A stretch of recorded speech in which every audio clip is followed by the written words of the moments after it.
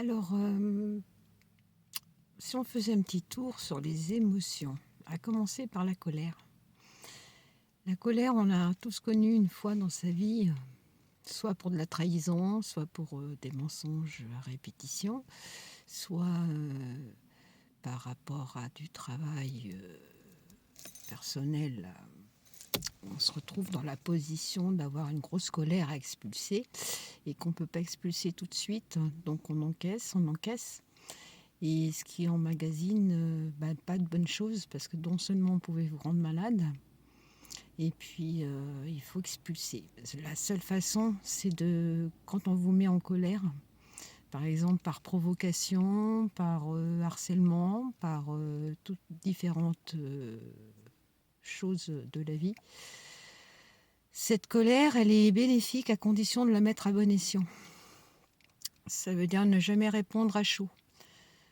Prendre le temps de réfléchir avant d'agir, prendre le temps de voir sa partie aussi où on a mal fait, parce que c'est se remettre en question et ça fait partie aussi des choses à mettre en œuvre pour voir évoluer. La colère, elle est bénéfique si vous la placez dans un contexte, je vais dire, en positif.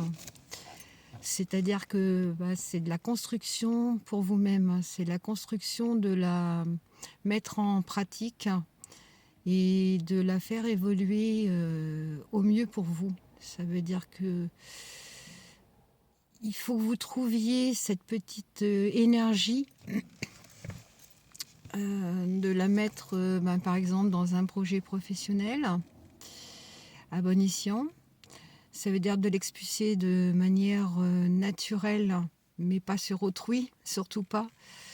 Et puis de voir un petit peu comment vous pouvez l'extérioriser, en parlant, en écrivant, en chantant, en dansant, par différents moyens, par la vidéo, je sais pas. Enfin voilà, moi c'est ce que je fais personnellement aussi en racontant mon parcours.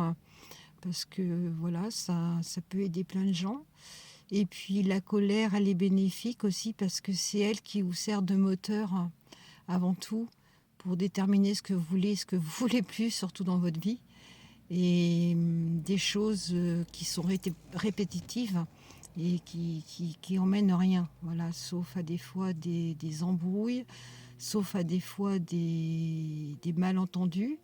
Donc voilà, il faut tout remettre en cause, il faut tout remettre en question, il faut prendre sur soi et de voir aussi, parce qu'on a chacun une partie de nous qui faisons des boulettes, hein, on est des humains, on n'est pas des robots.